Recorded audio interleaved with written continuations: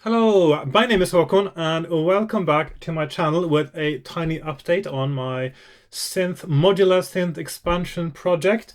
The story until now, of course, last time I made a video, I was planning to create a drill guide using my hole punches, and this is it. And in the end, I decided to actually not punch all the way through with my leather, or with not with the leather, with the hole punches, because I realized if I use something a bit harder than a cutting mat underneath, it goes to a consistent depth every time, and it's a much neater hole if I don't punch it all the way through like I've done here. So here are the 10 hole punches that actually fit in my drill. The 11mm does not fit, unfortunately. So I'll have to expand the holes for some of the switches. I've also got my leather punch pliers, and I've got some mini punches as well that I've put on here, and also got a single hole punch plier as well. So these are all the neat ways I have of making holes in this poster board material. And then I've looked at all the components I'm using, and I've sort of made a note of which hole sizes I need. And then I've gone to my design files and I've created a copy of all the modules, and I've replaced the graphic displaying the knobs and the switches and all those things with an indication of the hole size I need. So for instance, here it's the passive attenuator, and 7mm, it says 7 as well for the banana jacks, 6mm for the potentiometers. That's quite a simple one. The dual attenuator, same thing, 6mm for the potentiometers, 7 for the banana jacks. I will try to use 4mm for the LEDs. It's quite a tight fit, but that means I can push them through and they will actually stay in place. That is the idea anyway. And then I got 11mm for the switch, which I will have to possibly expand a little bit to make that work. I think I may have space for 2 dual attenuators, so I'm going to make 2 of those. And then when I make 2 of these, I will fill out the entire 84 HP Eurorack rails I've got. Now, I have redesigned my MIDI and my stereo field landscape modules. So instead of having the cables coming out the front on the MIDI or the landscape stereo field module, I have decided to make them go out the back, because it's not going to be too much of a hassle for me to connect it up when they come out from the back, and there will be less in the way. So for the stereo field, that means the cables for connecting the stereo field will come out the back underneath the synth stand, and probably underneath at the bottom and then out the front, most likely. And I'll just put in a little graphic there instead of the outputs for the cables. So they're going to be somewhere on the back instead.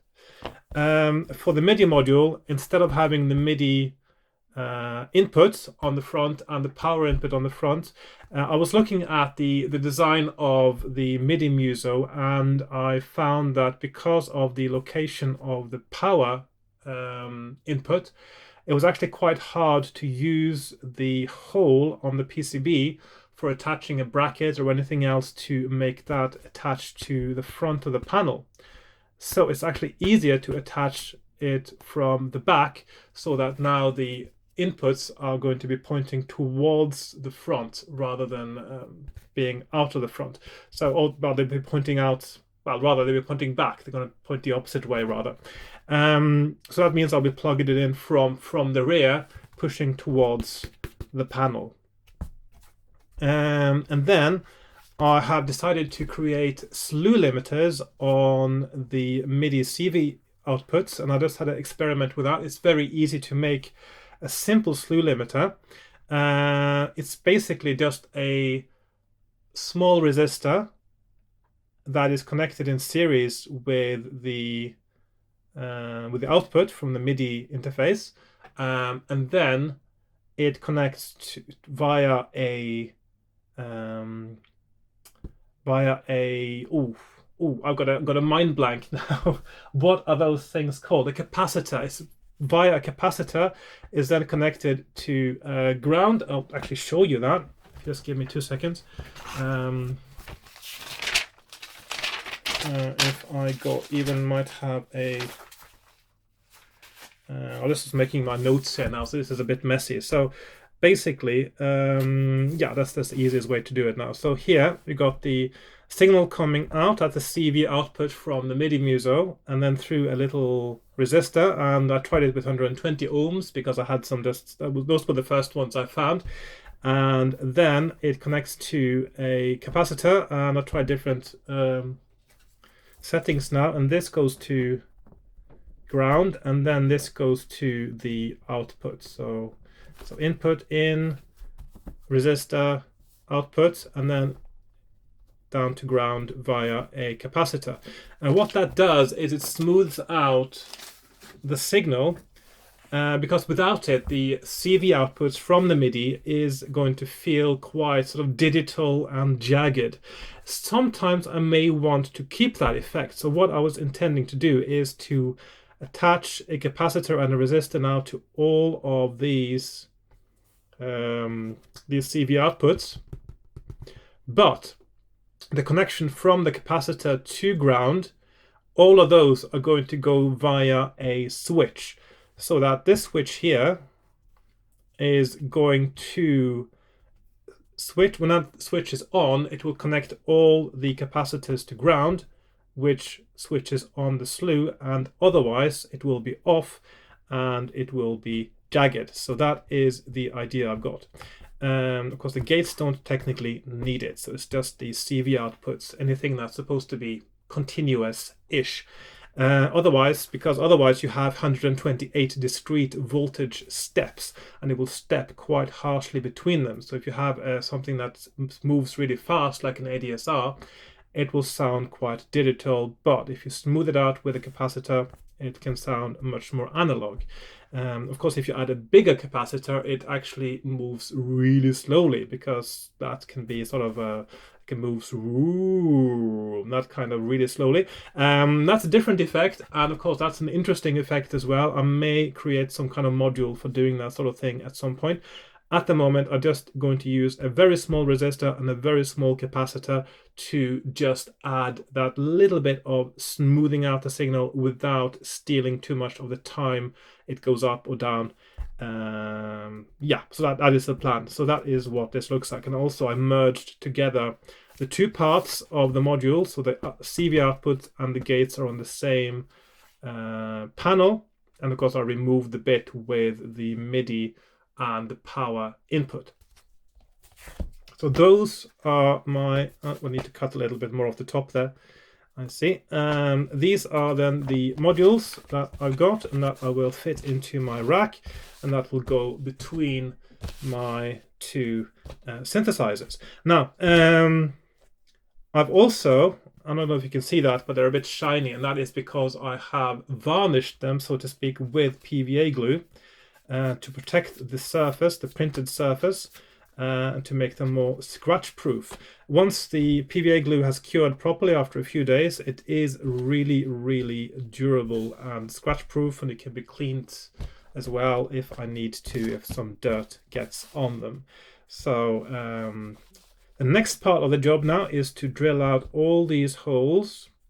And then the next part is to build up the modules, so adding the components, wiring and soldering them together. And for more complex modules, the attenuators, of course, are quite easy to do just with cables. The more complex ones with lots of things happening and lots of connections to ground, I will use Veril board, which is basically just a sort of a PCB style sort of perf board. But it's they have connections in strips, so you have a strip across that's connected, strip across connected, strip across connected, and then you can scratch away on those lines of copper that are connected, but it makes it very easy to create connections across several components, like I need for my ground connections, for instance, because basically everything is connected to ground. All the potentiometers are connected to ground, and of course all the capacitors are going to be connected to ground. So there's a lot of ground connection. Another thing is I ditched the small trimmer ports for the MIDI outputs. Instead, because it is really fiddly to do, even on a Vero board it would be rather fiddly, it is easier to use full-size pots, and I did have the space for it, so I'm going to use full-size pots here for these outputs, which will look nicer and also be easier to work with. Another thing I did when I did the final redesign before printing, I don't know if you can see that now, but you see all these line up. Of course, this one is slightly different here, but these ones line up with these ones, and the top and the bottom line up of the module. So it looks a bit tidier, looks like it's made together, which it is. So the top line here all follows the same line, the bottom line follows the same line, and it matches up like so. So that is done on purpose. It wasn't like that before I did my last redesign, so I just made sure everything looked just right. When it came to the potentiometers, they are actually quite big, so I had to also go over and make sure that each of these potentiometers had enough space to for their pins and for their circumference, and also made sure that all the components now fit within the rails, because the rails are sticking out a little bit, so they go about here. So I have to make sure that all components also have the space within the rails as well, and that should be correct for all of these. So that is the status of my project at the moment. Very exciting stuff. I feel I'm getting closer to this. I am waiting to get some Vero board in the mail. I mean, I did try the regular perf board now for my MIDI to CV interface. Hang on.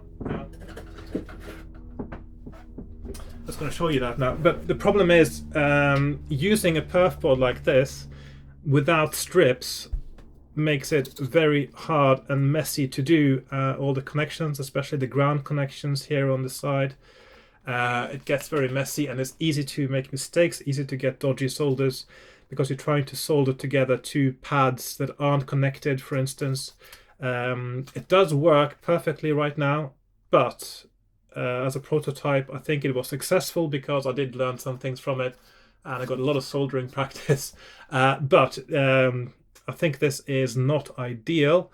I mean, the trimmer pots are all right, of course, but I think I'll prefer using full-size pots for the trimming the MIDI outputs. So yeah, trimming MIDI outputs, full-size pots, got the slew on and off, and in the new landscape stereo field. And another thing I've actually done differently as well, I have decided that on the dual attenuators I'm only going to use the big knobs, and then for the smaller knobs I'm not going to use the small gray ones. I'm going to use the normal cheap knobs, because they are more convenient for doing the adjustments. So yeah, so it will look a little bit differently from what you've seen before. So that is the status of my project, and I will make another video when I've done more. So thank you very much for watching, and I'll see you again next time. If you enjoyed this series, please like, share, comment, subscribe, join me on Patreon, all those things, and I will see you next time. Thank you very much, and goodbye for now. Bye bye.